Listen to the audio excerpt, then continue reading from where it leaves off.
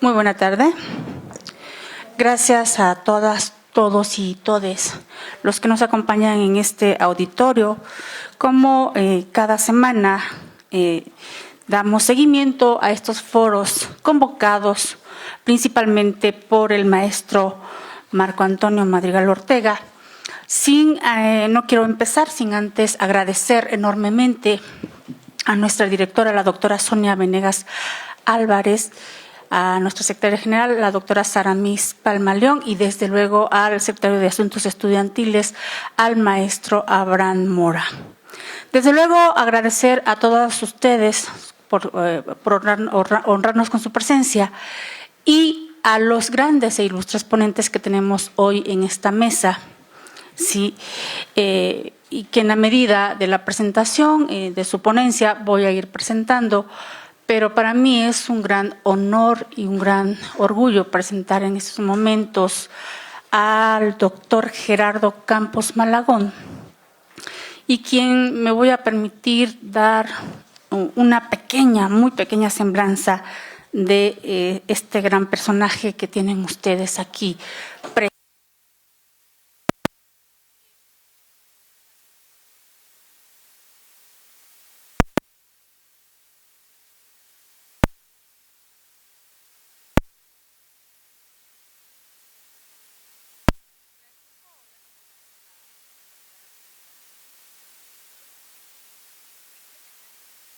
A ver. ¿Ya? Ok, perfecto. Muchísimas gracias. Bien. Agradecida, doctor Gerardo Campos Malagón. Él es licenciado en Derecho por la Universidad Panamericana Campus Ciudad de México. Cuenta además con estudios de posgrado en diversas áreas jurídicas y de administración pública, entre ellos la maestría en proceso penal y el doctorado en Derecho Penal por CECIJUC, así como maestrías en Constitucional y Amparo, Administración Pública, Ciencias Penales y Sistema Acusatorio y Juicios Orales. Es juez del Poder Judicial de la Ciudad de México y cuenta con una trayectoria de más de 2 décadas en la Administración de Justicia Local. De acuerdo con el dictamen de ratificación emitida por el Consejo de la Judicatura de la Ciudad de México, su ingreso al entonces Tribunal Superior de Justicia el 16 de junio del 2000, en dicho expediente consta asimismo su ratificación como juez. Su trayectoria jurisdiccional se ha desarrollado principalmente en el ámbito penal y del sistema procesal acusatorio. En materias institucionales del Instituto de Estudios Judiciales del Poder Judicial de la Ciudad de México, aparece identificado como juez noveno del Tribunal de Enjuiciamiento del Sistema Procesal Penal Acusatorio, además de haber participado como ponente en actividades de capacitación para impartidores de justicia.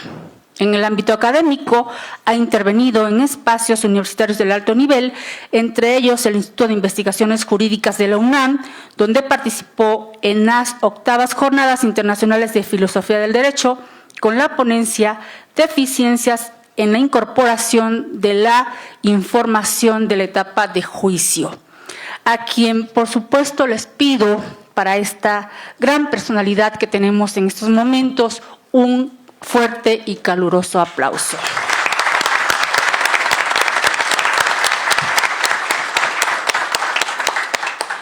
Iniciamos, señor juez, en el tema de la carpeta de investigación y su constitucionalidad. Adelante. Muchas gracias a todos ustedes, a la Universidad Nacional Autónoma de México, a mis queridísimos amigos que se encuentran como ponentes en este momento. Y bueno, pues lo primero que me gustaría decirles a ustedes es que el nuevo sistema de justicia penal acusatoria, en muchas de las capacitaciones que les han dado, les ha mentido. Porque no es cierto lo que dicen la gran mayoría de capacitadores. Empecemos solamente por algo: integración de la carpeta de investigación desde la perspectiva de juez. Desde mi perspectiva de juez, que le integren bien, que le integren mal, es de las 3.600 cosas que no me interesa. ¿Y por qué no me interesa? Porque yo no la conozco en mi ámbito de desarrollo profesional. Yo nada más llego a una audiencia, me siento y, como siempre les digo, yo vine a que me platicaran, platíquenme. Si me platican bien, qué bueno. Y si me platican mal, pues qué malo. Oiga, pero ¿sobre qué le platican entonces? Fíjense cómo esta Universidad Nacional Autónoma de México, la más grande de este país y una de las más grandes de Latinoamérica, cuando les comenzaron a dar algunos facilitadores o decirse facilitadores de este sistema, clases en torno a esto, les dijeron, todo lo que habían aprendido anteriormente como la teoría del delito, tírenla a la basura porque ahora van a tener que aprender la teoría del caso. Y todo el mundo estuvimos, desde jueces, magistrados, todos, teoría del caso, y es más, empezábamos a hacer apuntes, cuadros sinópticos y demás. Pero cuando llegan a una audiencia real, ¿cómo planteo la teoría del caso? Y es bastante curioso porque nadie sabe cómo se plantea. Tan importante es la teoría del caso, que solamente vienen 3 artículos del Código Nacional, en el 337, en el 419 y en la acción penal por particulares. Qué gran importancia. Pero tras el análisis de la reforma constitucional de 18 de junio de 2008, nos comenzamos a percatar de las graves mentiras que nos dijeron. Así pongamos, por ejemplo, lo siguiente. En tratándose de la flagrancia, dice el legislador constituido, la flagrancia debe de encontrarse con un hecho ilícito generador de la detención y una calificación legal para distinguir cualquier conducta de una que jurídicamente, desde el punto de vista penal, no es relevante. De pronto dicen, bueno, no le entendí nada, ¿no? Sí, el artículo 146, muy mal redactado, por cierto, dice que se podrá detener a una persona en el momento de estar cometiendo un delito. Sin embargo, la Corte ya había definido que delito es lo que se analiza en sentencia. Y cuando ustedes van a una sala de oralidad, lo primero que encuentran, por ejemplo, en este, es que el juez no le llama delito, les dice ¿qué delito? Y dices, oye, ¿y dónde se encuentra en el código? No, no está en el código. Buscan hecho con apariencia de delito en la ley y no está. Ah, pero se tiene que aprender la teoría del caso. Oiga, pero si dice hecho delictivo en la vinculación, dice delito, y usted le llama hecho con apariencia de delito. ¿De dónde sacan todo eso? De las graves deficiencias del sistema acusatorio. En la reforma de 2008, quiero que se observe lo siguiente. Dice, un hecho ilícito generador de la detención, el cual debe, escuchen, basarse en el iter criminis en su aspecto externo. Oiga, que no fue lo que vi en la licenciatura, en la 3ª clase de Teoría General del Derecho Penal, el iter criminis, la vida del delito con los actos preparatorios, ejecutivos de consumación, agregando los de agotamiento y frustración del agotamiento para la fase externa, la interna, la ideación, la planeación, la consecución. Sí, es eso. Y cuando ustedes van a una audiencia les dicen, el día fulanito de tal, siendo aproximadamente tales horas al encontrarse el... Y han escuchado esa narrativa desde el control, la vinculación y demás, y el abogado que estudiara en la universidad, que estuviera aquí, que hubiera llevado o que hubiera ido a la clase, por lo menos que dieron esa materia, diría, fue lo que me dio mi profesor en la 3ª clase, ¿cómo que esto es nuevo? Todos van a encontrar ustedes desde el control, desde formulación, vinculación, etcétera, el día fulanito de tal siendo aproximadamente tales horas, y algunos abogados que somos, no voy a decir más viejos, porque yo vengo del sistema tradicional, voy a decir clásicos, como los bochos, ¿no? Los abogados clásicos, eso lo veíamos en los pliegos de consignación del Ministerio Público. Yo fui secretario proyectista de juzgado y eso lo hacíamos en las órdenes de aprehensión, los autos de plazo constitucional y las sentencias. También fue proyectista de sala y también se analizaba así, de los amparos, dictado como juez del sistema tradicional, y de repente uno se pregunta, quiero que escuchen, oiga, ¿y entonces esto es nuevo o es viejo? 1, 2, oiga, entonces el iter criminis en su aspecto externo, pero ese iter criminis, conducta, permítanme llamarle porque soy clásico, para que sea un hecho distinguible por el derecho penal debe adecuarse a un tipo, ¿no? Y entonces dice la reforma constitucional que esta conducta debe adecuarse a una descripción normativa, conducta típica, y la reforma constitucional le llama hecho con apariencia de delito. Pero nada de esto existía en el sistema anterior, ¿eh? Todo esto es nuevo. ¿Por qué empiezo con este simple ejemplo, que es el ejemplo clásico de todos los días? Vayamos a nuestra vida práctica para que veamos la integración de la carpeta y por qué les digo que en esta universidad son grandes y que no echen a la basura ni a Malo Camacho, ni a Pavón Vasconcelos, ni al maestro Castellanos Tena, al doctor que tuve el gusto que fueran 2 maestrías profesor mío, entonces con buenas pláticas y demás, que me decía casi, pues yo tenía 23 años, me decía que era muchachito, ¿no? Pero bueno, se los platico. Cuando una persona es detenida por la policía, es detenida porque alguien pide el auxilio. Ese que pide el auxilio le informa someramente al policía por qué necesita que lo detenga. El policía no le consta el hecho. Lo detiene y lo pone a disposición, pero hace algo que se llama Registro Nacional de Detención e Informe de Policía Homologado. Y con ello se presenta ante el MP y le dice, licenciado agente del Ministerio Público, mire que traigo a Hugo y a Pedro. El señor Hugo dice que Pedro le robó. Aquí se los pongo a disposición. El Ministerio Público tiene el primer acercamiento no con la víctima, no con el imputado, sino con el policía. Y curiosamente en el Registro Nacional de las Detenciones y el IPH viene las razones de la detención, o mejor dicho, la forma de detención y sus razones. ¿Cuál es la forma de detención? Hubo un día, hubo una hora, hubo un lugar donde un sujeto amagó a otro, le puso una navaja en el abdomen y le dijo, hijo de su tal por cual, entregue cartera, reloj y celular. Ante el temor de ser lesionado, la víctima los entrega. Una vez que los tiene, le dice, camine en sentido contrario, no voltee, porque entonces lo mato. La persona obedece, sin embargo, ve que una patrulla se incorpora por la calle y les dice a los patrulleros, aquel sujeto que vaya corriendo, me acaba de robar. Los patrulleros le dan auxilio, lo detienen, le encuentran objetos y dice, son mis objetos. Y lo ponen a disposición.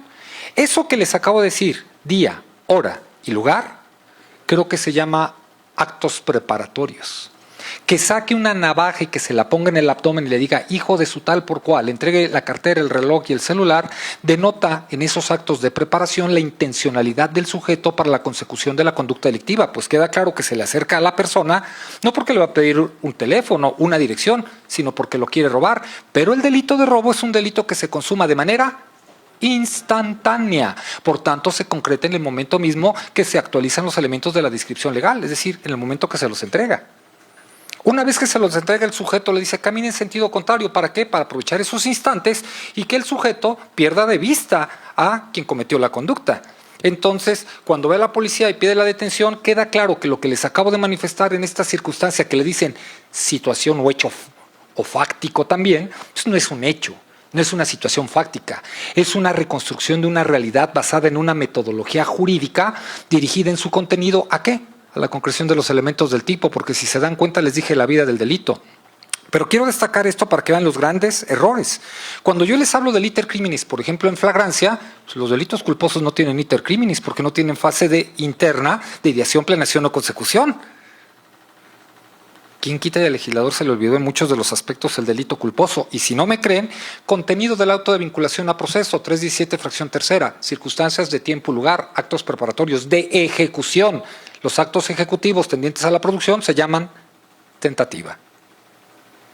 Y del hecho atribuido, atribuibilidad significa la conducta que alguien realizó, instantánea, permanente o continuada. Quiere decir entonces que si leo el 317 así literalmente, nada más es para el delito doloso, ¿no? Entonces no puedo dictar autos de vinculación por delitos culposos, o el juez le tendrá que dar una arregladita a lo que dejó de hacer el legislador. Piénsenlo. Incluso el 410, cuando ustedes que ya pasaron derecho penal o que están en derecho penal, se den cuenta en cómo se individualiza la sanción según el código, nunca habla de los delitos culposos. No habla de gravedad de la culpa, como si lo hace el 77 del Código Penal para la Ciudad de México. Un delito culposo se individualiza la sanción no con gravedad del ilícito y grado de culpabilidad, sino con gravedad de la culpa, y no viene en el Código Nacional. Y en muchos de estos aspectos tenemos graves errores. Pero la parte importante para la exposición, fíjense, cuando llega el Ministerio Público, o llega la policía con el Ministerio Público, le narra lo ocurrido, el policía entrega el informe, el Registro Nacional de la Detención, el Ministerio Público utiliza algo que seguramente ustedes lo escuchan constantemente, máximas de la experiencia. Michel Tarufo y su tesis de licenciatura de aquella época, que ahora la traen a colación como si esto no lo conociéramos. Una máxima de la experiencia, todos aquellos aprendizajes de vida que le permiten al Ministerio Público empíricamente enjuiciar un hecho sin haber todavía probado. Cuando el Ministerio Público escucha la narrativa del policía, ve el informe, ve el registro, ¿qué dice? En el ejemplo que les puse, este es un delito de robo, 220, párrafo inicial, 224, inciso A, fracción octava, transeúnte, 225, fracción segunda, violencia al utilizar un objeto, portando un objeto o instrumento peligroso en relación al 15, hipótesis de acción, 17, fracción primera instantáneo, 18, párrafo primero y segundo, dolo directo y 22, fracción primera. Fíjense, cuando el Ministerio Público hace esto mentalmente, él todavía no está investigando porque apenas les está llegando a la persona, pero de la narrativa que se está dando se puede determinar con base en todas las experiencias, todos los inicios de carpetas que ha tenido, cuál tipo penal va a utilizar. Y si no me creen, los que estén experimentando, ya lleven algunos asuntos, se van a dar cuenta que la primera determinación de la carpeta se llama acuerdo de inicio y el Ministerio Público dice: iníciese la carpeta de investigación por el hecho que la ley señala como delito de robo calificado cometido en agravio de tal y en contra de fulanito de tal. Registro de puesta a disposición de los policías, día, hora y lugar, punto. ¿Por qué el Ministerio Público clasifica inmediatamente ese hecho como una conducta de este estilo? Por sus máximas de la experiencia, por el informe de la policía. Por ello la jurisprudencia, el amparo directo en revisión 2190/2014 de la Corte, que ustedes lo pueden revisar en el protocolo sobre la legalidad de las detenciones de la Corte, señala que ¿cuál es la base de la formulación de la imputación? Todo el mundo les va a decir, cuando el Ministerio Público se presenta ante el juez y dice la Corte, no, el policía, porque el que recibe de primera información estos hechos es el policía. Y si el policía está mintiendo en su registro, su consecuencia inmediata es que el registro está alterado. Incluso si revisan el 215, fracción 15 del Código Penal Federal, alterar el registro administrativo de la detención o no realizarlo debidamente o no actualizarlo debidamente o retardar la puesta a disposición es una conducta delictiva. Si ustedes me preguntan, eso no pasa en la Ciudad de México, porque tampoco voy a echar cosas a la ciudad, ¿verdad? Eso pasa en Dinamarca, Finlandia, países bananeros que quisieran un sistema de seguridad pública como nosotros o de salud, ¿verdad? El Registro Nacional de la Detención es en el 99.99% de casos está alterado. Y cuando llegan con los jueces y el juez lo revisa, lo primero que te percatas, porque pueden entrar ustedes a través de la plataforma con los nombres, se dicen, oiga, pero aquí dice que detuvo a las 4:50, según me acaba de narrar el Ministerio Público en el control, pero el registro dice que está desde las 3 detenido. ¿Cómo? Si a las 3 ya estaba detenido, ¿cómo que a las 4:45 cometió la conducta delictiva? Y en el 99% de los casos está así, ¿eh? Pero, por desgracia, muchachos, ningún defensor dice algo. Y ahí está el triste, pobre y abnegado juzgador que en términos del artículo 21, párrafo 3º de la ley, tengo la obligación de revisarlo. Oiga, Ministerio Público, si yo tengo una pregunta así, nos dijo que a las 4:30 detuvo el policía, ¿verdad? Sí, ¿me puede explicar por qué el registro dice a las 4:20? Ay, su señoría, fueron 30 minutos. No fueron 30 minutos porque el policía dice que recibió la llamada para presentarse 4:25, que llegó 4:26 y que detuvo 4:30. ¿Quiere decir que detuvo antes de llegar incluso y que le llamaran? Totalmente alterando. Y esto constituye una conducta delictiva de 2 a 9 años de prisión, ¿eh? O sea que ni siquiera es de suspensión, porque 2 más 9, 11, entre 2, 5, 6, no da la suspensión. Así que es de abreviado o abreviado. Y me van a preguntar nada más, oye, ¿por qué federal? Pues porque el Registro Nacional de la Detención viene en el artículo 16, párrafo 5, última parte de la Constitución. Y por tanto es un dispositivo constitucional que viene de la jurisprudencia del caso Rosendo Radilla. Y por tanto es un delito federal, ¿eh? No es un delito local. Pero todos los registros están alterados. Pero no hay alguien que lo diga y tiene que estarlo diciendo el juez. Oiga, doctor, pero bueno, regresando al punto, cuando el Ministerio Público señala ese hecho delictivo en el acuerdo de inicio por su máxima de experiencia, por lo contado, ¿qué le está diciendo? ¿Cuál es el tipo penal que va a utilizar para tal efecto y hasta los dispositivos modificadores? Pero no solamente eso, sino también me está diciendo hasta el contenido de la carpeta de investigación, porque si es un robo es la prohibición de apoderarse de cosa ajena, mueble sin consentimiento de la persona que puede disponer de ella con arreglo a la ley con ánimo de perversión en contra de un transeúnte por medio de la violencia. Entonces, ¿qué vamos a hacer? Oiga, víctima, nárreme, ¿cómo se apoderaron? ¿Qué día? ¿Qué hora? ¿Qué lugar? ¿En dónde? Y entonces quiero que vean por qué les hablamos tanto ayer, la Universidad de Girón y todos, de que lo que hay en una carpeta no es un hecho real, sino una reconstrucción de la realidad, porque entonces la víctima no va a dar la información que ella desee, sino la información que el Ministerio Público requiera para articular este iter criminis y concretar los elementos del tipo. Oiga, ¿cuándo fue esto? El día de ayer. No. ¿Qué día fue ayer? Ah, pues 19 de febrero. ¿De qué año? 2025. ¿En qué horario? A las 18 horas. ¿En dónde se encontraba usted? Caminando por la calle. ¿En qué calle? Híjole, no me acuerdo. Niños Héroes. ¿A qué altura de Niños Héroes? No me acuerdo. Hay un edificio blanco. A ver, tráiganle, por favor, aquí pónganle en la computadora. ¿Qué edificio blanco es este? A ver, ¿qué número es ahí? No, pues el 139. ¿Hacia dónde iba? Para allá. A ver, ¿qué dice la brújula? Ah, iba hacia el sur. ¿Por qué lado de las aceras iba? ¿De este o de este? No, pues de este. Ah, entonces hacia la acera poniente. Y entonces la entrevista no es un relato que quiera la víctima decir, sino es una estructura que está conducida, semiconducida o semiestructurada por el entrevistador.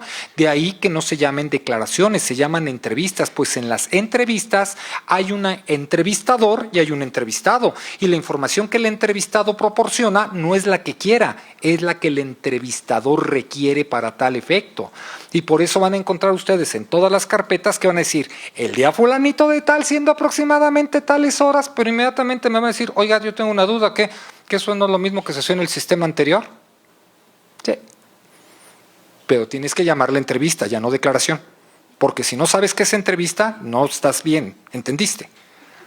Y entonces, fíjense, otra de las circunstancias falaces del sistema actual, pero que lo dice el sistema anterior también, es la siguiente. De todos los que están ahí en la sala de oralidad, ¿quién es el único que vio el hecho? Mire, doctor, o es el imputado o es la víctima, porque el MP que está judicializando él no lo vio. El asesor jurídico tampoco, el defensor tampoco lo vio. ¿Por qué les va a creer? A ver, permítame, pues es que no le estoy creyendo a nadie, ni están probando nada. Yo estoy analizando en una audiencia la razonabilidad en la propuesta del Ministerio Público. Doctor, no le entiendo, me explico. Cuando el Ministerio Público toma estas entrevistas, solamente tiene algo que se va a denominar a la postre prueba directa, que es el dicho de la víctima o el testigo presencial de los hechos. ¿Por qué se llama prueba directa? Porque concreta los elementos del verbo rector del tipo penal que se está proponiendo y porque es al que le consta el iter criminis en su aspecto externo. Y todos los demás medios de convicción, policías, peritos, etcétera, no les consta el hecho. Oiga, doctor, entonces ¿para qué los toman en cuenta si nada más está la víctima ahí? Porque lo que vamos a analizar es la confiabilidad en juicio o fiabilidad en el auto de vinculación a proceso del dicho de la víctima. O sea, doctor, ¿me está usted diciendo que lo que va a analizar usted para una vinculación son los razonamientos que esgrime el Ministerio Público sobre la conducta típica? ¿Sí? ¿Y por qué no antijurídica y demás? A ver, momento. Si ustedes revisan el código, se habla de hecho delictivo hasta que yo resuelvo la situación jurídica, porque ni el 308 ni el 311, ni el 316 hablan de hecho delictivo.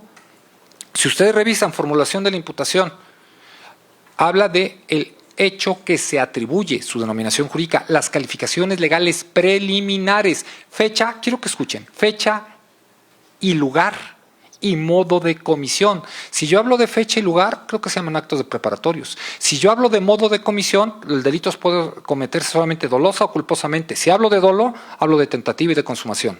Si hablo de culpa, solamente hablo de consumación. Si hablo de dolo, hablo de autoría y participación. Si hablo de culpa, solamente de autor material, porque la culpa no admite la coautoría ni la participación. O sea, doctor, me está diciendo que desde la formulación de la imputación estamos regresando a teoría del delito que vimos en la universidad. ¿Sí? Y eso dice la propia Constitución. Pero aquí nos vinieron a dar cursos para decirnos, olvídese de la teoría del delito. Incluso una institución muy afamada al sur de esta ciudad, allá por donde está una hacienda, donde se come bastante bien, por cierto, nada más no se le acerquen al pavo real, porque ese desgraciado pica, ¿eh? A mí ya me correteó un día. Entonces, no se le acerquen a ese. Empezó a decir, ya acabó la teoría del delito. Les platico rápido una anécdota antes de que vean esto. Con un amigo muy querido de esa institución, que también es muy querido aquí en la universidad, algún día estando en unas conferencias en Acapulco, ya él echando unos tragos, yo no tomo, me dice, doctor, ¿qué vamos a hacer si desaparece la teoría del delito? Pero tenía como media hora diciéndome, ya me tenía harto. Y le digo, ¿qué vamos a hacer? No sé, tú vives de tus libros, yo vivo del tribunal, desgraciado, no sé qué vas a hacer tú, ¿no? Pero ya después de que se le pasó la borrachera, le dije, amigo fulanito de tal, claro que vas a seguir vendiendo libros y vas a seguirlo estudiando, porque es mentira lo que nos están diciendo. La reforma constitucional, cuando les habla de teoría del caso, quiero que escuchen. Hipótesis fáctica, no es fáctica, porque si es el iter criminis, esta es una hipótesis institucionalizada porque es una estructura con base en una metodología jurídica, iter criminis. Hipótesis probatoria e hipótesis jurídica, permítame llamarle así porque soy muy pelado. Delito, tipo penal y antes el de en medio que se llamaba cuerpo del delito. El cuerpo del delito siempre fue probatorio, pero ya no lo voy a llamar cuerpo del delito, ahora permítame llamarle hecho que la ley señala como delito. Entonces, tengo el tipo, tengo el hecho y tengo al delito. Y esas categorizaciones vienen. ¿Quieren ver el tipo? 141, párrafo segundo. Ahí lo dice textual para el orden de comparecencia y aprehensión. ¿Quieren ver el hecho delictivo? Está en la vinculación. ¿Quieren ver delito? Vayan al 406, solamente a manera de ejemplo. La sentencia condenatoria da referencia a los elementos, escuchen por favor, objetivos, subjetivos y normativos del tipo penal del que se trate, precisando si fue consumado o tentado las formas de autoridad, participación, naturaleza dolosa o culposa de la conducta típica. Objetivos, subjetivos y normativos, creo que eso le llamaban delito también. Y en 93 a 99 el delito se analizaba como elementos del tipo. O sea, las dos teorías que me dijeron que eran incompatibles nos las metieron en el mismo artículo. Después dice el siguiente párrafo: en toda sentencia condenatoria se argumentará por qué el sentenciado no está favorecido por una causa de atipicidad. Si no hay atipicidad, ¿qué hay? Tipicidad. Negativo y negativo, positivo. Causa de justificación. No hay causas de justificación, se llama antijuricidad. Que no haya causas de inculpabilidad, culpabilidad, conducta típica, antijurídica y culpable. 408. Previo a desahogar los medios de prueba para la individualización de sanciones y reparación del daño, tendrá que estar satisfecha la delito que sigue. Res y su consecuencia la. Si hay delito y responsabilidad, ¿cuál es la consecuencia? Pues la pena, doctor. Pues no está, si está la estructura de juicio, no está dividida la audiencia de juicio en dos. Juicio propiamente, se deciden las cuestiones esenciales del proceso. 348, delito y responsabilidad. 401, si el fallo es condenatorio, se celebrará una audiencia entre los 5 días siguientes para la individualización de sanciones y su reparación del. Les acabo de recetar Derecho Penal 1, porque ese es el temario de esa materia. Pero ustedes no saben del sistema acusatorio, son muy jóvenes, ¿eh? Voy más para allá. Fíjense, para ir concluyendo nada más, desde la perspectiva constitucional, la carpeta de investigación debe satisfacer ciertos requisitos, por supuesto, y me van a decir por qué. Porque toda carpeta de investigación, y aquí quiero que sean muy delicados, da como consecuencia algo, o da como resultado actos de molestia, o da como consecuencia actos privativos de algún derecho, ¿cierto o no? Y entonces mi pregunta es, ¿la carpeta de investigación tendrá que satisfacer los principios del test de proporcionalidad para poderse integrar y ejercerse la acción penal? Test de proporcionalidad, y me va a decir, doctor, que eso no es para las medidas cautelares, pues que no toda determinación que yo tomo como juez en un proceso no da como consecuencia la limitación o restricción de algún derecho de las partes. Si al señor lo vinculo a proceso, dijo la Corte, aunque alguien lo criticó, antes decía la Corte, con la ministra Cordero, cuando fue en relación a la explicación del auto de vinculación en Chihuahua, decía, procede el amparo indirecto contra el auto de vinculación porque priva de la libertad a una persona. En el primer amparo que se dio en la Ciudad de México fue contra una determinación de su servidor, y lo primero que dije en mi informe justificado fue que solicitaba que el amparo se decretara notoriamente improcedente y que se dejara de aplicar la jurisprudencia que había emitido la primera sala de la Corte. Claro, el juez de distrito en 2 renglones me mandó al diablo y me dijo que estaba loco. Pero tiempo después me da la razón la Corte por lo siguiente: cuando ustedes llegan a una audiencia, sea como defensores, sea como asesores, sea como MPs, como víctimas o como imputados, iniciada la audiencia, ustedes están en una detención virtual porque no pueden pararse de la sala y retirarse, están detenidos virtualmente. Entonces mi pregunta es, ¿qué te está privando de la libertad? ¿El auto de vinculación o que esté la audiencia en curso? Pues es la audiencia. Y por eso le decía, la Corte se equivoca porque no priva de la libertad. Privado ya estás desde que se inició la audiencia. Ahora la Corte dice, es cierto, contra el auto de vinculación a proceso procede el amparo indirecto, no porque te prive de la libertad, porque en todo caso sería o la audiencia o la medida cautelar, sino porque es un acto de molestia. Esto significa que, fíjense, para ir concluyendo, toda carpeta de investigación debe de cubrir ciertos requisitos constitucionales, procesales, sustantivos y, permítanme, hasta jurisprudenciales. Y no solamente de orden interno, sino también me refiero a jurisprudencia de la Corte Interamericana y algunos otros tratados internacionales. Y derecho internacional de los derechos humanos. Para que esa carpeta se integre, no basta luego entonces, en este último ejemplo, que el Ministerio Público haga una investigación efectiva, sino también, por ejemplo, tiene que, en algunos delitos, investigar con base en perspectiva de género. Y la perspectiva de género, también a de estar ya en la Constitución, también vino de resoluciones internacionales. O sea, no es propio de esto. Pero para que pueda ejercer la acción penal el Ministerio Público, hay un supuesto. Te voy a generar un acto de molestia, ¿sí? ¿Lo permite el artículo 19 llevarte para la vinculación a proceso? Sí, pero para este acto de molestia es necesario cumplir los requisitos sustantivos, tipo penal y dispositivos modificadores. Sí. Los requisitos procesales, por ejemplo, que se haya formulado la imputación, que le hayan dado oportunidad de contestarle, etcétera. Sí, también. Y los jurisprudenciales, sí. Y si no cumplo esos requisitos y yo dicto el auto de vinculación, cualquiera de ustedes, jóvenes abogados, se va a ir en amparo indirecto o una apelación contra el auto, y de ganar el amparo indirecto, ¿qué nos van a decir? Deje insubsistente el acto reclamado y dicte a otro, si se puede dictar, donde purgue las deficiencias de aquel, porque incluso todas las resoluciones, incluyendo la carpeta de investigación, constituye precisamente un conjunto de elementos que a la postre restringirán o violentarán derechos humanos. Y el método interpretativo para ello se llama test de proporcionalidad. Aquel abogado que conozca el test de proporcionalidad sabe hacer el 99% del código.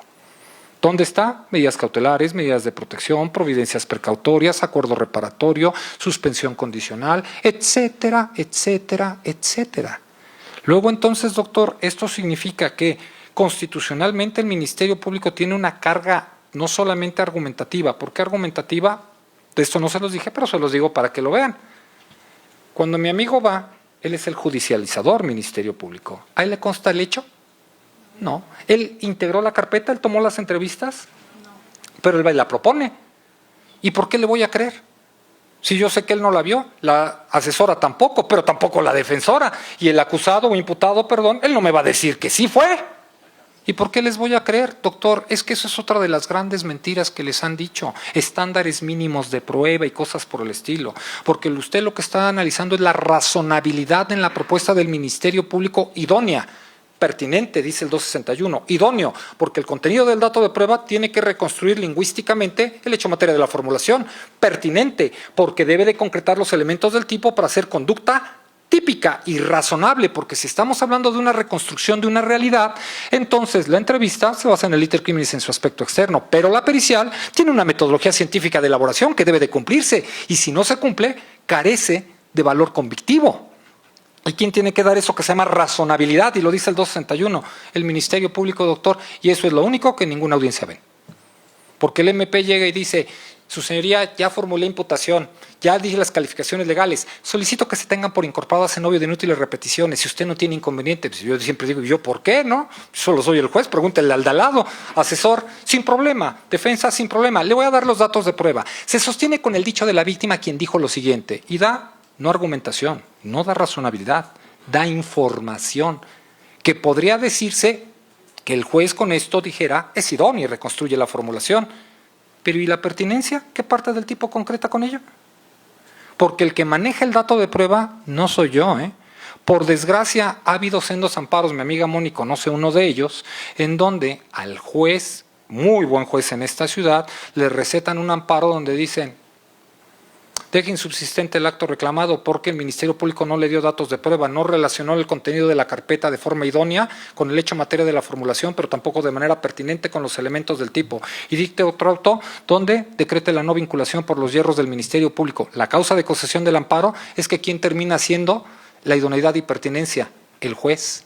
Y se supone que eso es del Ministerio Público. Yo solamente puedo valorar datos cuando se cumple el requisito, y si no se cumple, se llaman registros de investigación y la ley me lo prohíbe.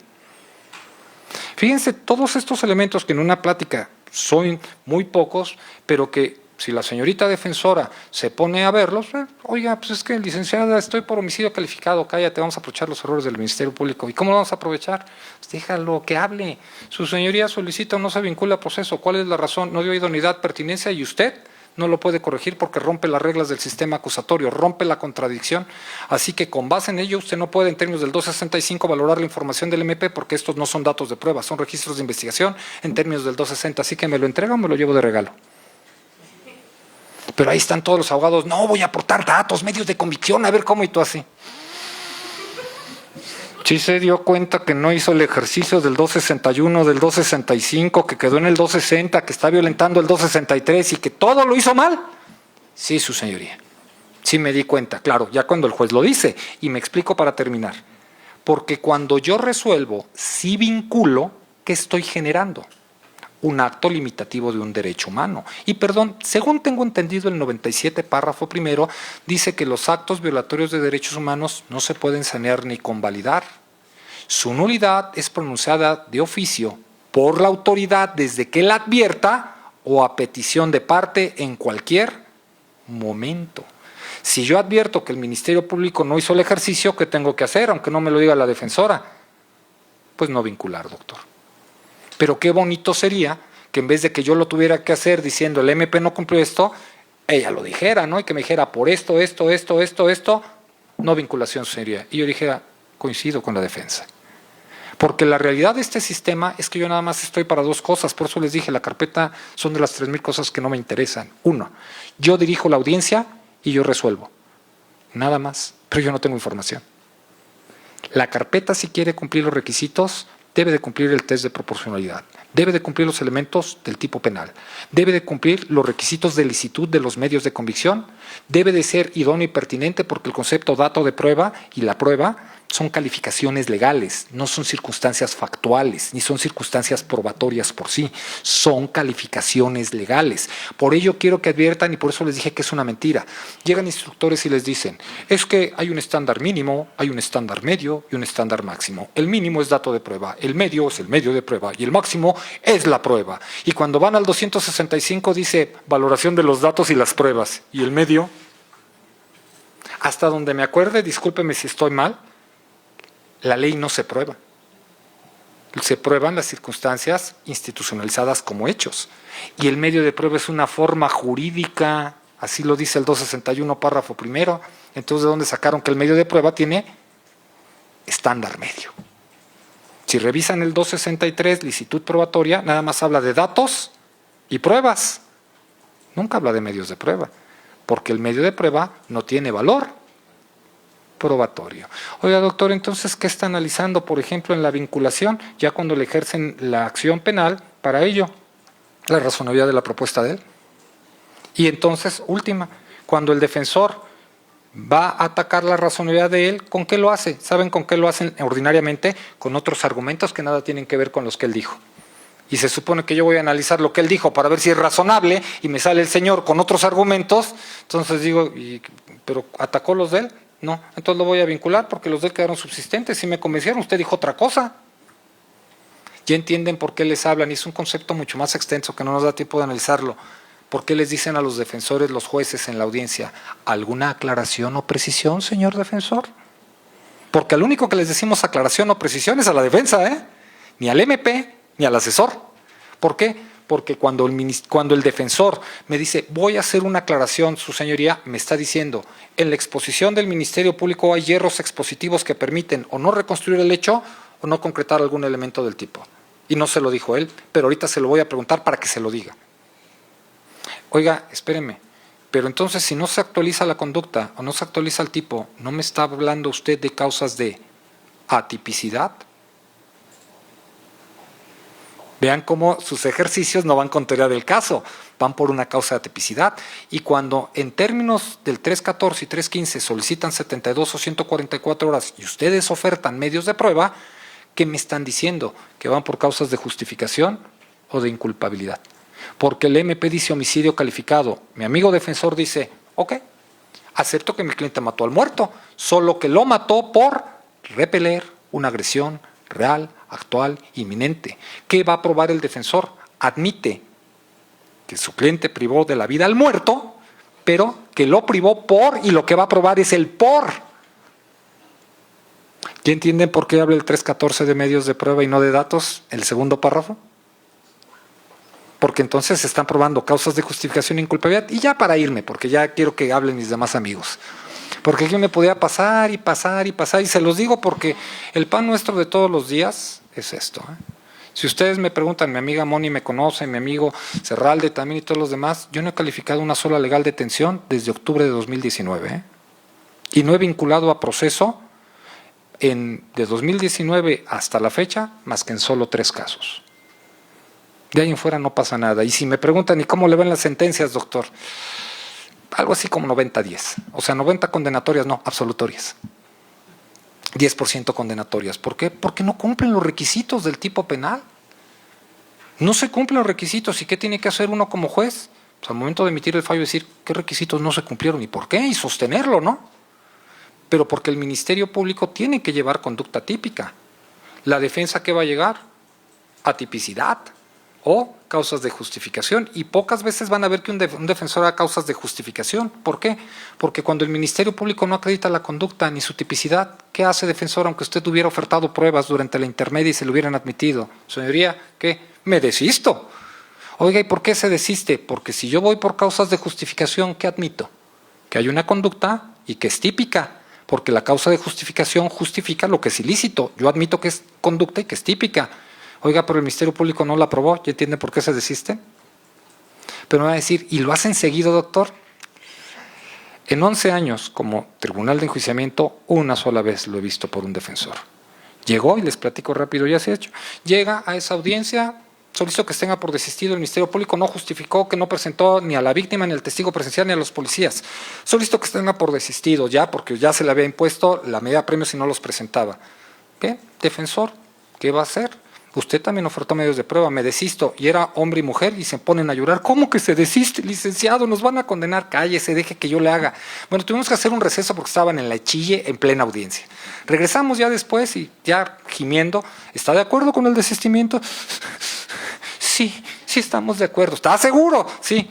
¿Qué desean hacer? Alegatos de clausura, el MP alegatos de clausura y la defensa no se da la conducta, no hay prueba directa, no hay esto, no hay iter criminis, no se concreta el verbo rector del tipo, dos tentativas de homicidio calificado. Solicito fallo absolutorio. En 5 minutos regresamos y llévese a sus clientes fuera de aquí. Sí, chillones, clientes chillones. ¿No? Se los juro que cuando los clientes escuchan fallo absolutorio voltean a ver a su abogado y el abogado así. Un abogado que conocía teoría del delito, que conocía lo que había pasado en el proceso y que sabía que sin esos medios de convicción no se concretaba la conducta, el iter criminis, pero tampoco el verbo rector del pretendido tipo penal que quería actualizar el MP. Y entonces dijo, ¿no lo trajeron? Vámonos de una vez. De ahí que empezaron, por último, ustedes a ver, el hecho de que falte la víctima o el testigo presencial a juicio no por ello inmediatamente implica un fallo absolutorio si hay otros testigos que lo pueden sostener. Y entonces empezaron a hablar del testigo de referencia, a ver si el testigo de referencia podía sostener. Que en la gran mayoría de casos pues no es cierto, ¿no? Pero decían, bueno, pues es que si no lo puede usted condenar bien, pues a ver si con los otros le puede articular, ¿no? Y por eso comenzaron ese tipo de tesis tratando de apoyar un poco a la Fiscalía para evitar tantos fallos absolutorios. Al día de hoy, los fallos absolutorios están a diestra y siniestra. ¿Por qué? Por la mala integración de las carpetas. El abogado que conozca el tipo, que conozca el acuerdo de inicio, desde ahí inicia su estrategia de litigación, porque comienza a observar los actos de investigación del MP y su contenido. Y si ve que no concretan la conducta o el tipo, insuficiencia o deficiencia probatoria, ¿qué hace? Y me voy por atipicidad. Y es precisamente lo que yo les vengo a transmitir. No tiren sus libros a la basura, por Dios. Ya sé que durante este transcurso les van a decir, apréndase la teoría del caso, y les voy a dar el nombre de la teoría del caso. Se llama conducta típica. Conducta, permítame llamarle factual, tipo, y la medio de prueba para unir el ser, conducta, con el deber, ser. La prueba tiene una naturaleza doble. Por una parte tiene un contenido material que reconstruye el mundo del ser, permítame llamando así, aunque no es propio, pero por otra parte una forma jurídica que concreta los elementos del tipo. Vean cómo está definido prueba.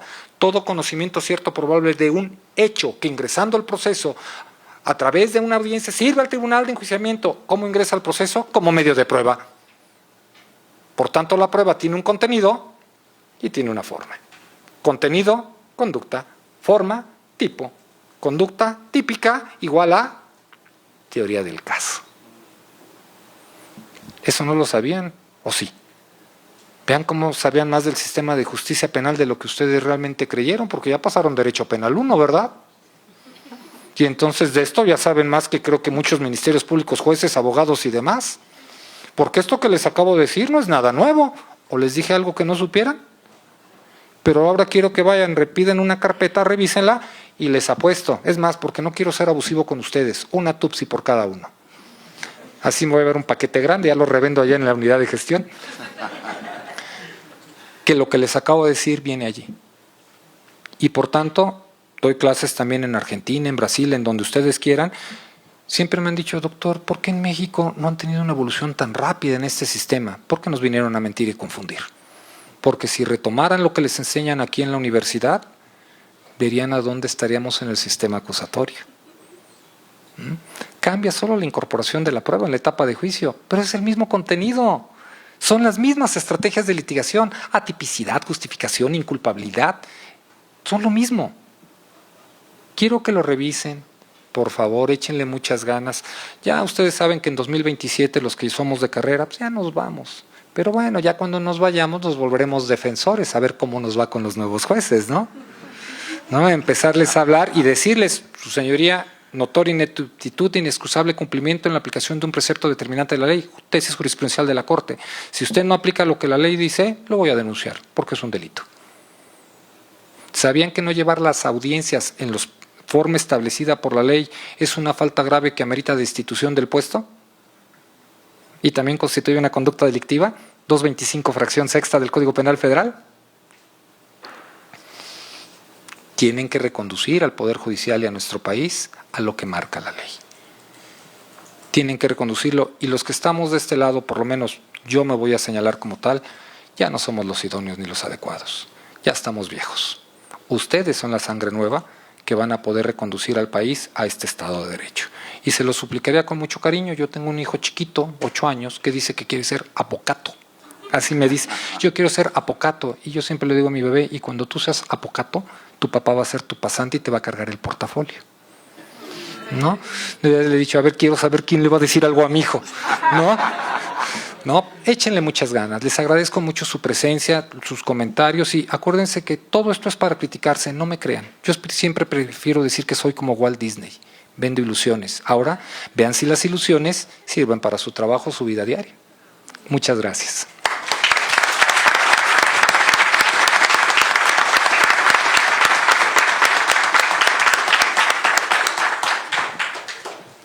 Ya hasta miedo me dio, no me vayan a vincular a proceso aquí, lo tengo al lado. Una cátedra, definitivamente, para nosotros los maestros y para ustedes los alumnos.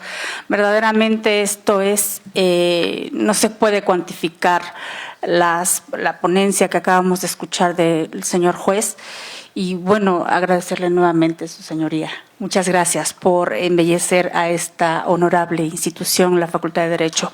Bien, continuamos pues con el tiempo que nos queda. Vamos a reducir lo más que se pueda para si alguien del auditorio tiene alguna pregunta, que yo ya sé a quién va a ir dirigida. Nos vamos a apurar los siguientes ponentes. Y me permito dar una pequeña semblanza del maestro Ernesto Alejandro Avendaño Ábalos, a quien le corresponde el siguiente turno. El maestro Ernesto Alejandro Avendaño Ábalos es licenciado en Derecho por la Facultad de Derecho de la UNAM, donde presentó la tesis La orden de aprehensión contra servidores públicos con fuero constitucional. Investigación centrada en el análisis del régimen del fuero y sus implicaciones en el proceso penal. Cuenta con estudios de posgrado a nivel maestría y forma parte del sistema SOAYET de la propia facultad. Se desempeña como docente de la Facultad de Derecho de la UNAM, particularmente en la asignatura Oratoria Forense y Debate Jurídico dentro del plan de estudios vigente, participando en la formación de estudiantes en habilidades argumentativas técnicas de litigación. Asimismo, forma parte de los comités de dictaminadores de las revistas Magister Juris y Amicus Curiae, lo que refleja su intervención en procesos de evaluación académico y arbitraje especializado. En el ámbito de la difusión jurídica, ha participado como disertante en actividades académicas de la Suprema Corte de Justicia de la Nación, particularmente en casas de cultura jurídica, donde ha abordado temas vinculados al derecho constitucional, el sistema de justicia y análisis de criterios jurisdiccionales. Su perfil integra la docencia universitaria, la participación de órganos académicos y la actividad de difusión jurídica con una línea de trabajo centrada en el derecho penal constitucional y procesal, contribuyendo a la formación jurídica y al análisis del sistema de justicia contemporáneo, a quien, por favor, les pido un fuerte y caluroso aplauso.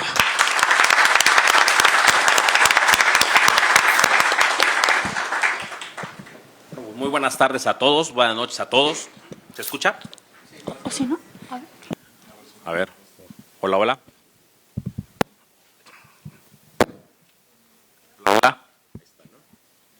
Bueno, muy buenas noches a todos los presentes. Muchas gracias, maestro Marco.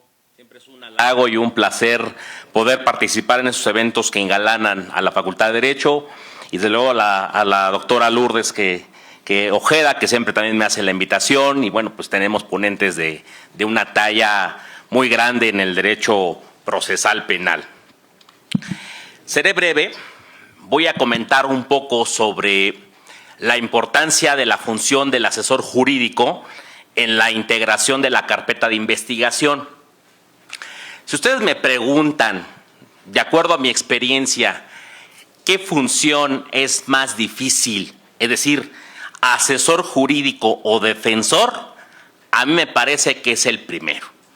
Porque como ya lo decía el doctor Gerardo Campos Malagón, basta con que en una de esas la defensa no manifieste alguna teoría del caso, se aproveche de las irregularidades y deficiencias en la integración de la carpeta de investigación y ya no se diga de el desahogo de los medios de prueba en la etapa de juicio oral. Me parece fundamental que tengamos que tomar en cuenta que la etapa de investigación se divide en dos fases, la inicial y la complementaria. Esta función del asesor jurídico debe empezar desde que se da su intervención en el asunto. Vamos a suponer que tiene intervención desde antes de que se comience el procedimiento penal. Una persona acude a los servicios de la asesoría jurídica en las fiscalías o en su caso, cuando se tratare de asesor jurídico, va al despacho, asesor jurídico privado va al despacho o consultoría, y me parece que lo primero que debe de conocer el abogado, la abogada, es desde luego una versión, una proposición fáctica. Desde luego que ahí se debe de empezar a reconstruir el hecho. Esa reconstrucción del hecho se va dando poco a poco durante la etapa de investigación, porque justamente con esa proposición vamos a definir los actos de investigación, como ya lo decía el doctor Gerardo Campos Malagón, para dirigir la investigación. Pero no es una función fácil. El asesor jurídico privado o público tiene que tener en cuenta que debe de formularse varias preguntas. Las preguntas que usaba Niceto Alcalá y Zamora cuando nos enseñaban la teoría general del proceso. El dónde, el quién, para quién. Bueno, claro que por ejemplo, en el tipo penal de feminicidio, sí nos va a interesar el por qué. Sin embargo, en casi la mayoría de los tipos penales no nos va a interesar el por qué. Pero tenemos que hacer varias preguntas. Es decir, el asesor jurídico también tiene que tener una visión de criminalística muy importante y de ciencias forenses. A propósito de los libros que se han presentado en estas semanas, el de mi querida Odette, sobre ciencias forenses aplicadas a los delitos sexuales, pues es una oportunidad para que los asesores jurídicos, los defensores, los juzgadores, etcétera, puedan actualizarse al respecto. Entonces tienen que tener varias habilidades y conocimientos. Entonces con estas preguntas que se va formulando, tiene que reconstruir el hecho. Pero también algo muy esencial es cómo voy a pretender soportar la existencia de este hecho. Es decir, ¿cuál va a ser los primeros actos de investigación que se van a poder realizar por sí mismo o a través de la víctima? ¿O cuáles serían los actos de investigación con o sin control judicial que se pedirían posteriormente? Porque también para ese momento estamos hablando que todavía no se piensa en la redacción de una denuncia o una querella. Ya no digamos el acto equivalente, pero me voy a abocar en los dos primeros.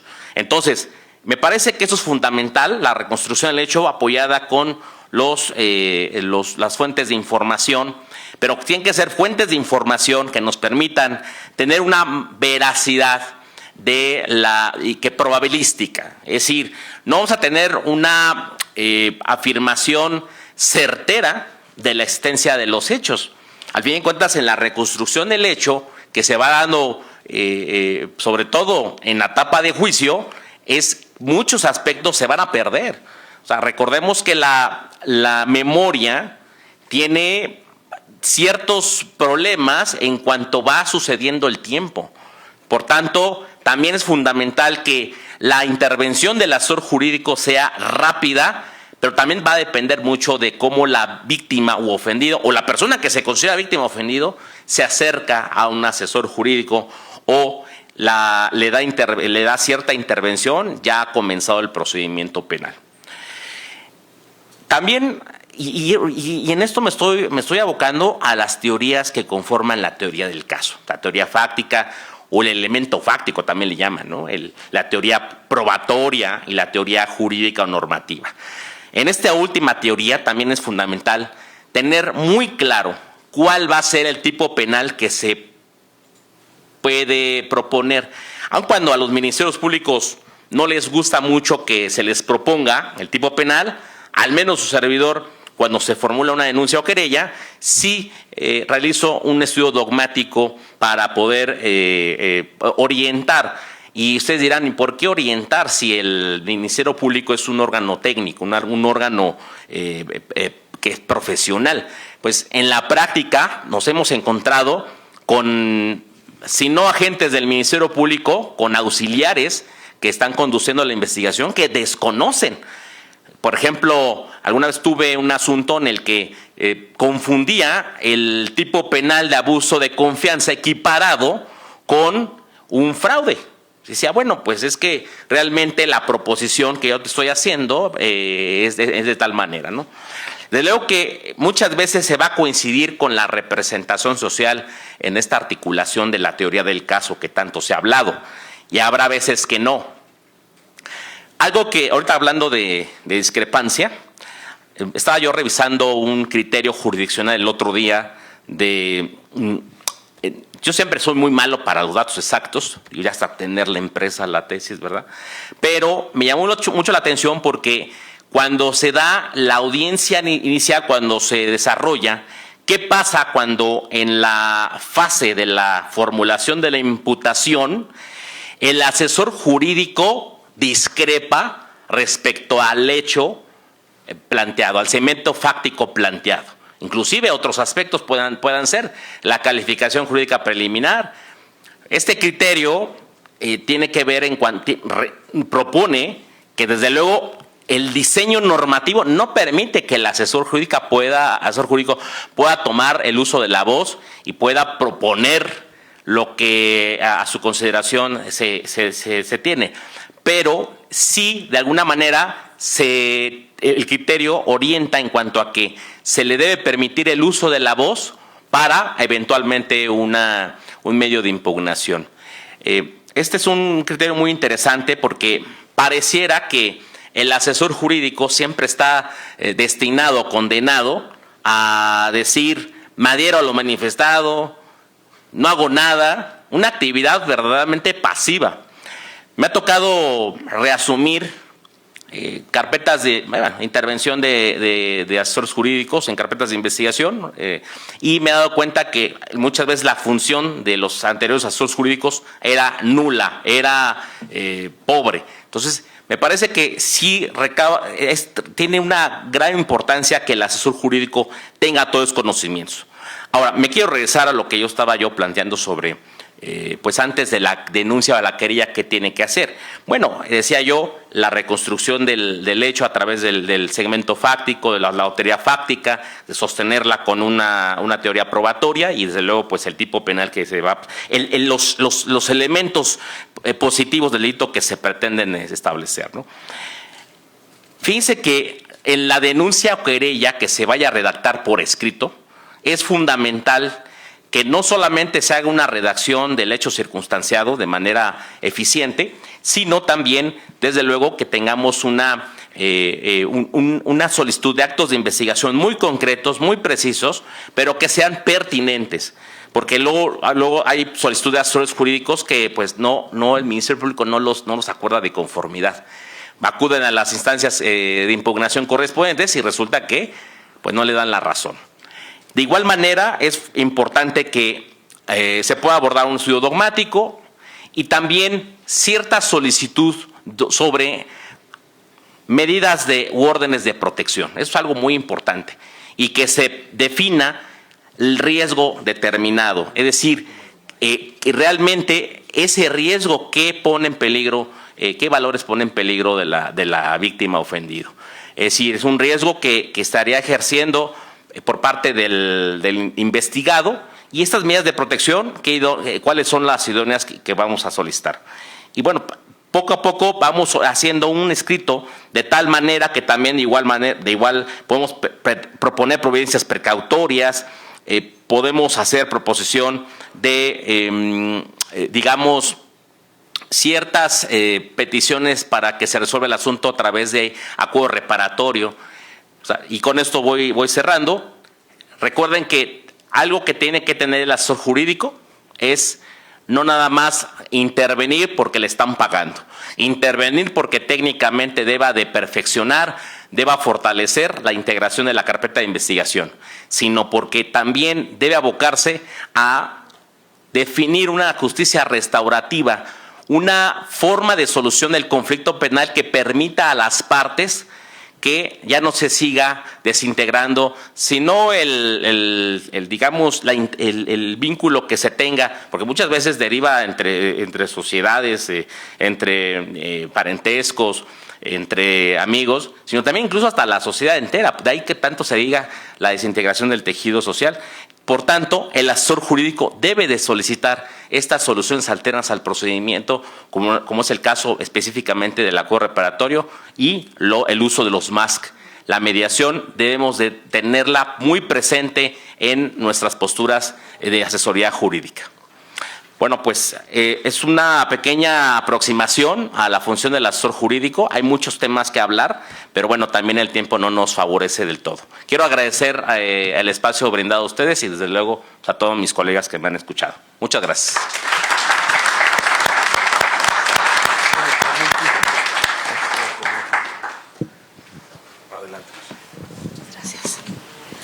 Muy bien, muchísimas gracias, maestro Alejandro, por su importantísima ponencia en este foro.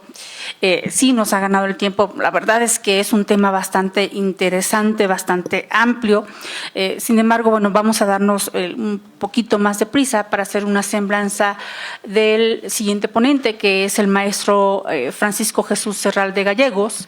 El maestro Francisco Jesús Serralde es licenciado en Derecho por la Universidad Tecnológica de México, donde obtuvo el título con distinción de excelencia académica. Cuenta con especialización en Derechos Humanos, Proceso Penal y Garantismo. Es maestro en Derecho Procesal Penal con mención honorífica y tiene diplomados en Juicios de Amparo de la Suprema Corte de Justicia de la Nación. En el ámbito profesional se ha desempeñado como abogado postulante en materia penal y operador del sistema de justicia penal acusatorio oral desde el 2009. Tanto en el ejercicio privado como en el servicio público ha sido titular del despacho Serralde y González Asociados, así como asesor de la Comisión de Derechos Humanos del Estado de México y de la Defensoría Pública en materia penal. Su trayectoria académica y docente se ha centrado en el derecho penal, el proceso penal, el garantismo y los derechos humanos. Es catedrático de la Facultad de Derecho de la UNAM, capacitador en el sistema de justicia penal acusatorio y ha participado como ponente en cursos especializados, entre ellos técnicas de litigación en juicio oral, impartido por la Fiscalía General del Estado de Veracruz, a quien por supuesto le agradezco su presencia, maestro, y les pido un caluroso y fuerte aplauso. Gracias. Adelante. Muchas gracias. Trataré de ser sumamente breve, pues también para dar un poco de espacio al maestro Marco, a la doctora Ojeda. Fíjense, muy brevemente, y quiero empezar con esta cuestión chusca, ¿no? Al defensor, que es lo que a mí me toca ver justamente esta integración de la carpeta y su constitucionalidad desde la perspectiva del defensor.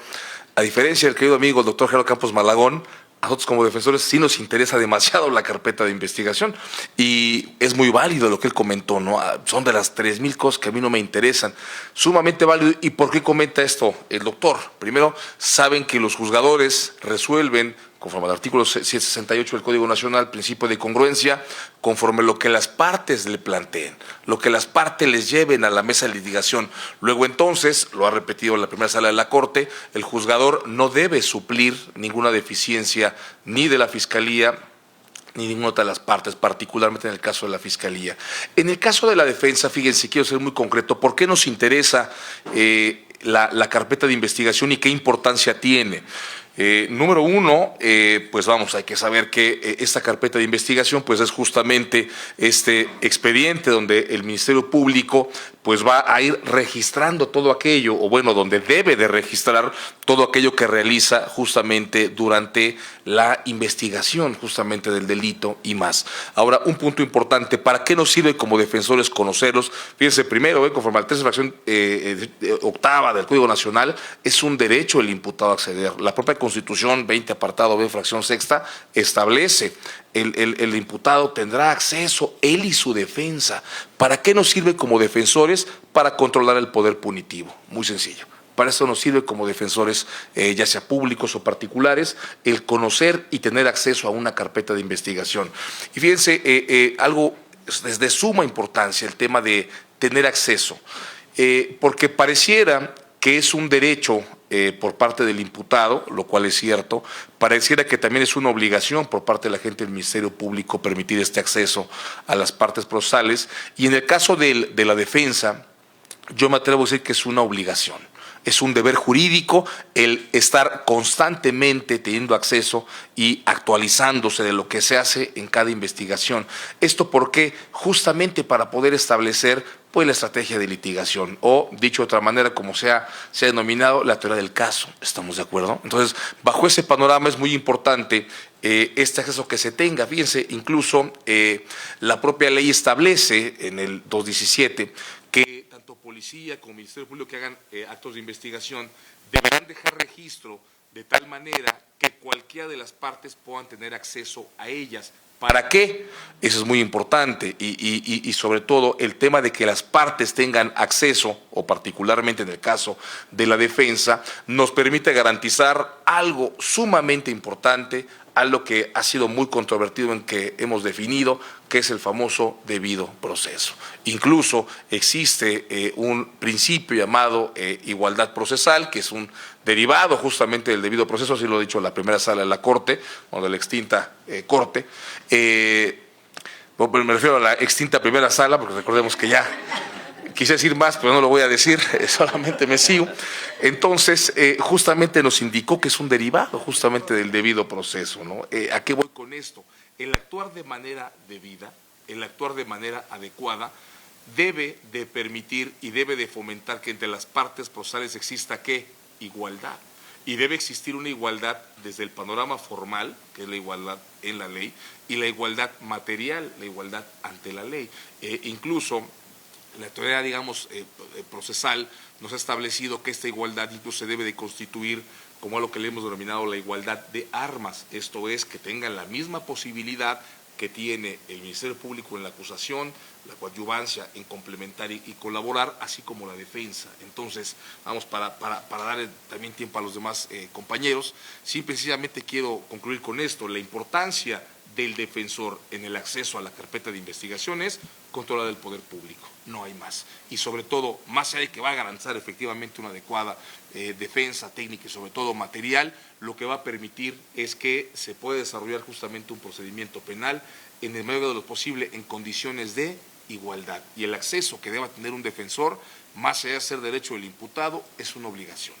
Vale, así que con más cierro esta charla y voy a dar el uso de la palabra a mis demás amigos el tiempo que nos queda para que, bueno, tengamos oportunidad de interactuar. Muchas gracias.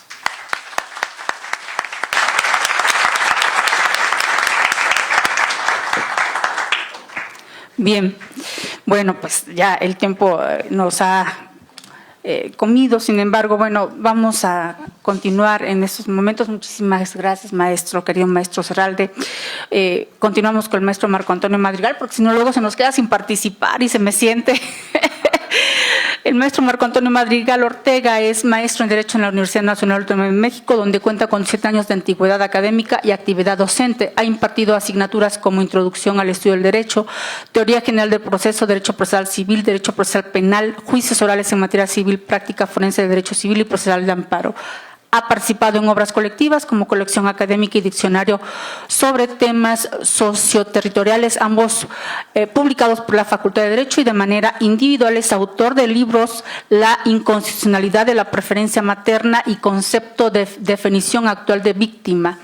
Asimismo, ha colaborado como articulista en Noticia Criminis, como publicaciones enfocadas en los derechos de las víctimas, el análisis crítico de función ministerial, entre ellas la correcta dimensión de la víctima y examen de la función ministerial desde la violencia institucional en México. En su actividad como ponente ha abordado temas como la interpretación constitucional a través del amparo, la libertad de expresión, la carga dinámica de la prueba, la protección de grupos vulnerables e interés superior de la niñez, la retroactividad de la pensión alimenticia, la responsabilidad médico-sanitaria y el fraude procesal. En conjunto, su perfil combina docencia-litigio, producción jurídica con un enfoque en la argumentación de la práctica procesal y la protección de derechos fundamentales en el ámbito familiar y penal, a quien por favor les pido un caluroso aplauso.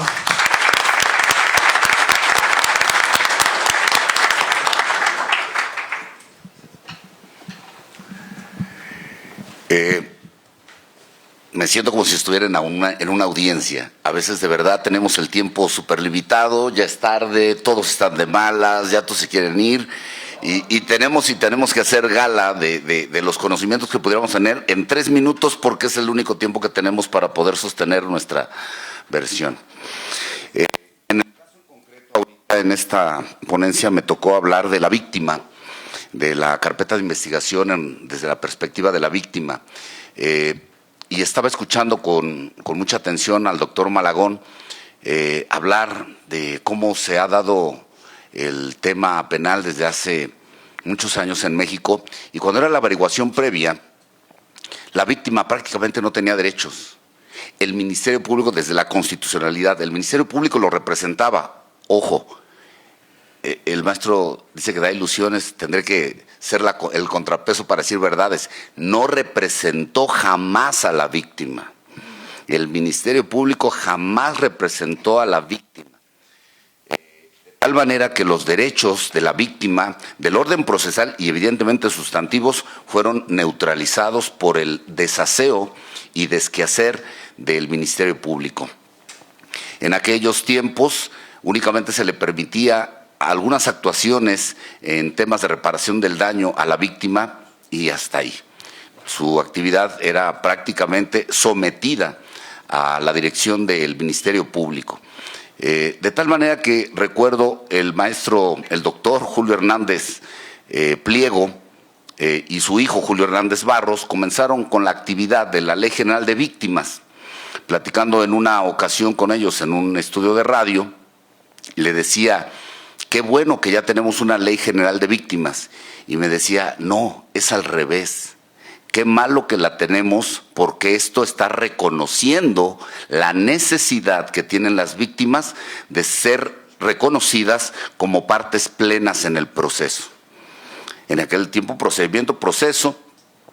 De tal manera que hoy en día en la carpeta de investigación ya es reconocida la víctima como parte plena, evidentemente, y uno de los haces más importantes de la víctima y de su asesor es el artículo 216, que le permite incorporar datos, medios de prueba y eventualmente pruebas de manera anticipada para poder sostener la versión que pretende establecer como un hecho delictivo en esa carpeta de investigación. Si esto no fuera así, definitivamente seguiríamos con los mismos desaseos de la representación social. ¿Qué tenemos entonces que tomar en consideración? Que constitucionalmente se ha dicho que el Ministerio Público es el representante social. Se nos acabó, ya ven, se cortó el tiempo ahí.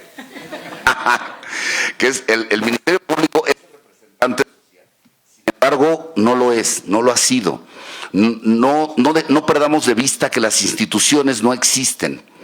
Los que existen es el encarnamiento de esa institución en una persona de cualquier tipo.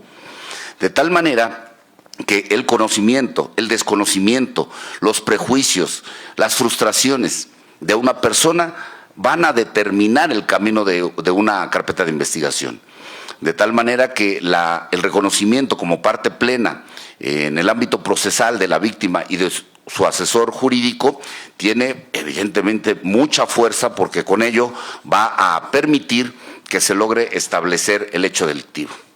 Chicos, comprometo a todos en esta mesa que tendremos otra reunión de este tipo, que se repita. Muchas gracias a todos.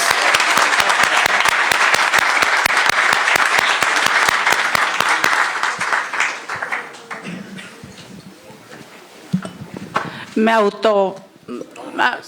Ok, ¿la semblanza? Bueno, si no, así no se preocupen, ya me conocen muchos aquí, no hay necesidad de que me presenten todo el tiempo. Es más, a todos los académicos nos traen hasta en todos los grupos de WhatsApp, ya me enteré, y en los grupos de Facebook, y le preguntan a ChatGPT, oye, ChatGPT, ¿cómo es este maestro? No, sí, ya sabemos. Entonces ya no hay necesidad.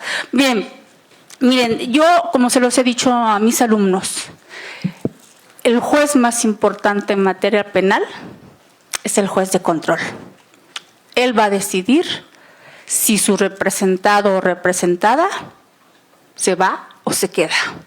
Sí, ya el tiempo ya nos absorbió y aquí los penalistas ya se agandallaron. Yo soy la única constitucionalista aquí. Nada más quiero que tengan muy presente, sí, muy presente estos artículos constitucionales, muy presentes, que es el artículo 14, 16, el artículo 19, el artículo 20, 21. El 14, pues por supuesto, sí va enfocado al debido proceso legal, el 16 a la legal detención, el 19, por supuesto, que existan las suficientes pruebas, porque el juez con eso va a determinar si se vincula o no a proceso al imputado. El artículo 20, desde luego, que habla de los derechos del imputado. Algunos ya sabemos que es el derecho a un defensor público, a guardar silencio, a conocer sus cargos, quién lo denuncia, etc., etc. Entonces, quiero únicamente ser muy enfática como constitucionalista, que todo abogado debe tener presente que si uno de estos artículos mencionados dentro de la carpeta de investigación, ya sea con detenido o sin detenido, que los lean bien, y que si hay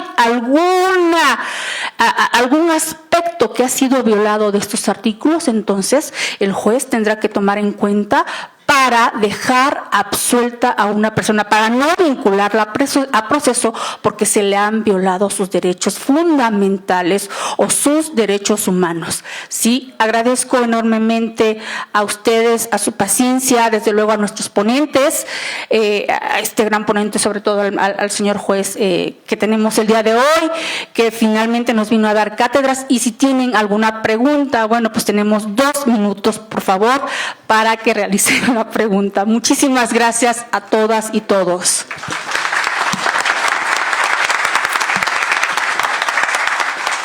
Sí, por supuesto, doctor comprometido. Claro que sí.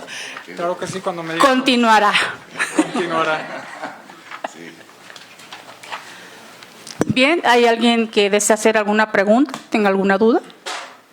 ¿No? Todo claro. No tengan miedo. En verdad, creo que lo que nos hace eso, lo que nos distingue a nosotros los juristas, los abogados de otras carreras, es eso: perder el miedo, perder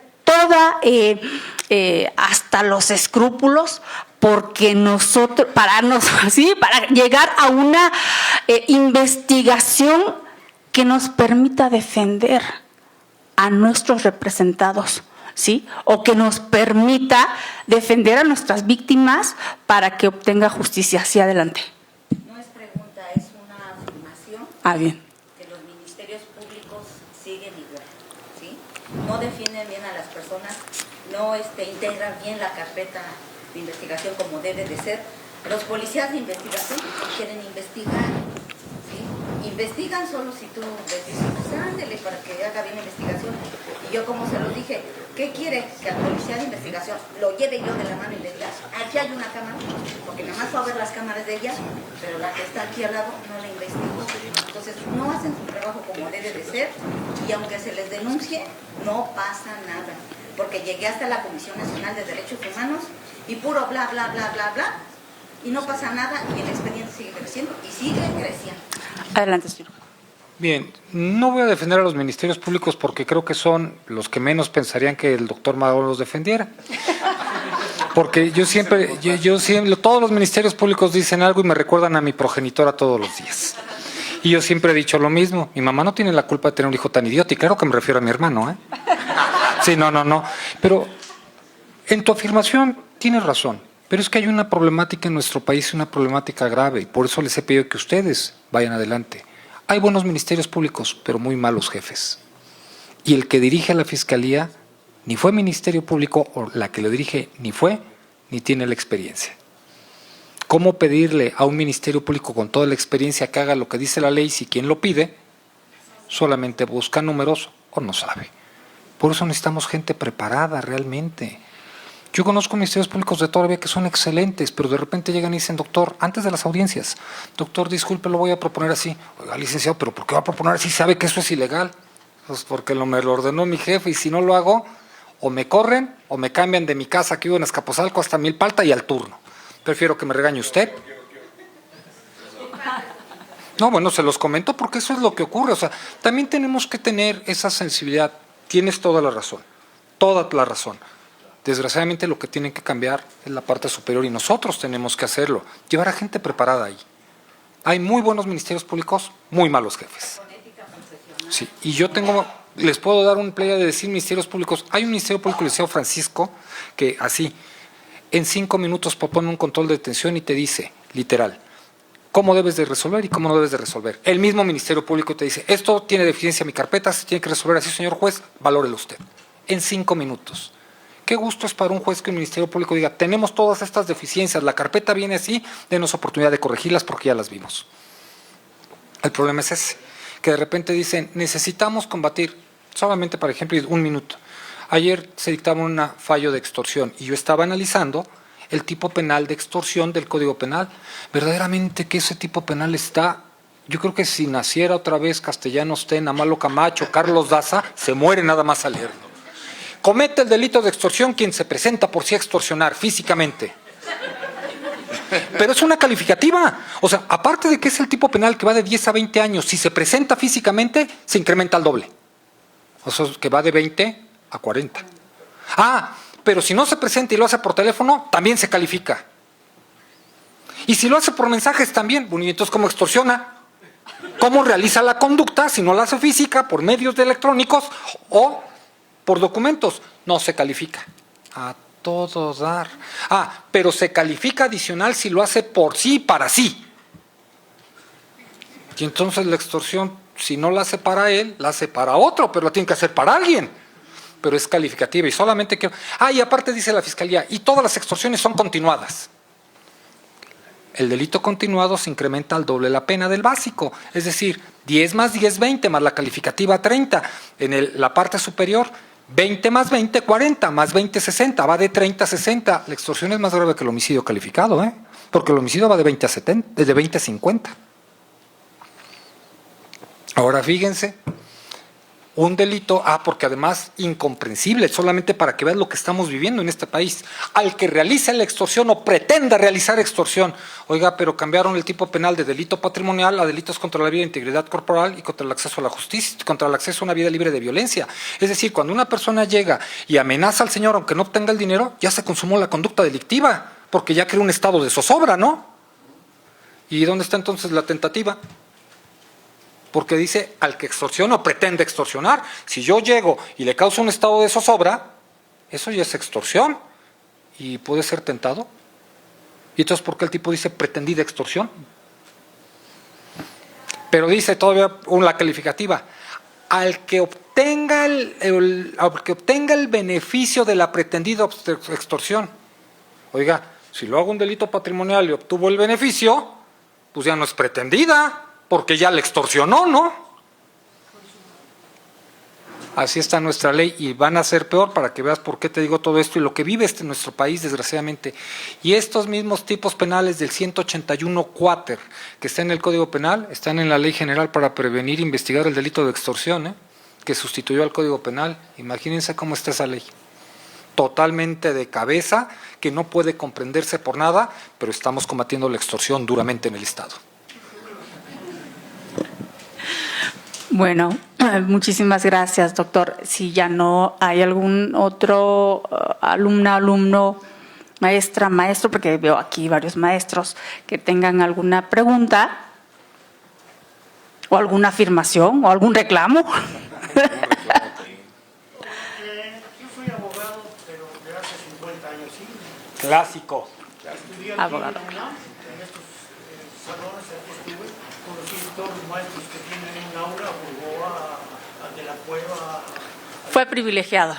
Entonces, estoy aquí porque me invitaron y sigo litigando todavía, a pesar de que llevé algunos asuntos en el Estado de México y en el Distrito Federal, pero no les voy a hacer nada. Yo lo que les sugiero es que les digan a los estudiantes en qué se van a enfrentar en los juzgados, en qué se van a enfrentar en los reclusorios, porque es una perversión tremenda, tremenda. Mandan con esto de que ya te doy 3 meses para que se integre la carpeta, y esos 3 meses mucha gente es inocente.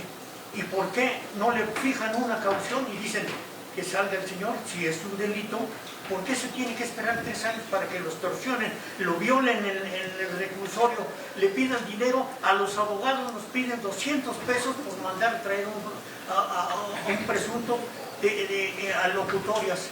Nos piden 200 pesos y cuando llega dice, y si no se los da uno, lo tienen ahí 2 horas. Es que como es de nuevo ingreso y como está para ver si no tienen COVID, lo estamos protegiendo.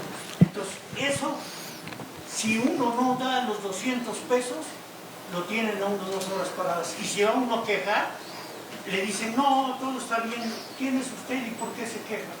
Y le va peor al recluso. Entonces, eso es lo que se les debe de enseñar y se debe de hacer algo para que los reclusorios se quite esa, porque les cobran 20 pesos por bañarse, les cobran 40 pesos por agua caliente, les cobran para pasarle la comida a los que son de nuevo ingreso, 15 días no pueden recibir comida de adentro, tienen que llevarle los familiares y se hace la cola tremenda y les piden 20 pesos por pasar la comida cada uno. Fíjate, yo te voy a interrumpir y me comprometo con el maestro, con mis amigos ponentes, en breve, a hablar de medidas cautelares, pero te voy a dar un dato que te lo puedo mencionar. Del 100% de prisiones preventivas que se imponen en este país, el 100% son ilegales, pero nadie dice nada. Y no saben cómo defenderse y caen en el campo del terreno constitucional. La medida cautelar es la resolución más hermosa que te puedes imaginar, porque ves constitucional, ves derechos humanos, ves penal, ves procesal, pero nadie dice nada. A manera de ejemplo siempre te dicen, por el riesgo procesal a la víctima, los riesgos procesales son para medidas cautelares diversas a la prisión preventiva y lo dice la ley, y con riesgos procesales los llevan a control, y con riesgos procesales imponen prisión preventiva y son ilegales, pero ahorita vas al amparo y dices, oiga, solicito la restitución, solicito la suspensión con efectos restitutorios, hay que creer, licenciado, no tiene apariencia del buen derecho, se la doy para que se quede preso. Y, por ejemplo, para terminar, para imponer una prisión preventiva dice el 171 que el Ministerio Público tiene que desahogar medios de prueba y no puede ser con datos de prueba, y nunca en 11 años como juez han desahogado una de esa manera. Y por eso les dije, yo no he impuesto prisiones preventivas y los que me conocen saben por qué no controlo de legal la detención, porque no aguanta el sistema acusatorio, los procesos tienen que llevarse en libertad, esa es la regla, pero se convirtió en la excepción. Y la excepción del sistema acusatorio, y lo dice la ley, es la prisión, esa es la excepción. Yo me comprometo luego con mi amigo y nos vemos en medidas cautelares para que vean, las desarrollamos, las desglosamos, vemos qué dice la ley y se van a dar cuenta que el defensor que pide una revisión de medidas cautelares, si lo hace conforme dice la ley, la tiene ganada aunque no diga nada. Mi amiga Moni dice, un día le pregunto a mi amiga, oye, ¿qué dicen los defensores de mí cuando van a un control? Que digan lo que digan, estudien lo que estudien, tú los vas a liberar porque no da los requisitos. Así que contigo van a ganar dinero.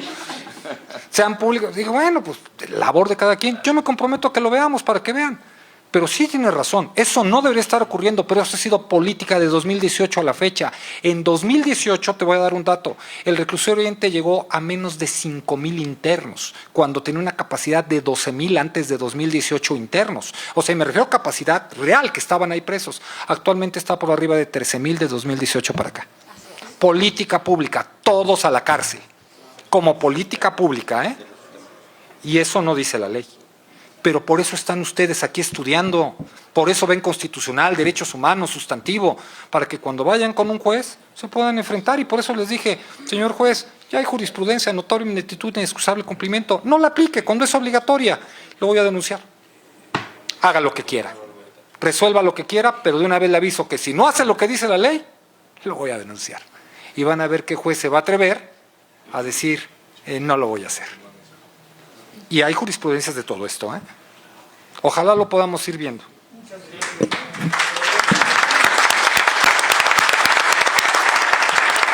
Muchísimas gracias. Esto continuará, vamos a tener otra, ya se comprometió aquí el señor juez, volumen 2, volumen 3 y 4. Y el siguiente semestre. Lo que usted acaba de mencionar, se lo digo a mis alumnos, aquí no estamos en ciencias. Esta carrera es de las más difíciles. No estamos en ciencias, sí se los he dicho. Aquí hay varios alumnos míos. Aquí no es 4 más 4 es 8. No es 12 más 12, 24. Es una carrera muy difícil. Y estas medidas, sobre todo la prisión preventiva oficiosa, ha subido y ha aumentado un 32% de inocentes y de pobres en los reclusorios. Va a continuar, volumen 2, su señoría ya se comprometió. Hoy verdaderamente estuvimos de plácemes con estos ponentes y les prometemos que vamos a tener otra para las medidas cautelares. Muchísimas gracias y muchas gracias a nuestra directora, la doctora Sonia Venegas Álvarez, y a nuestra secretaria general. Gracias.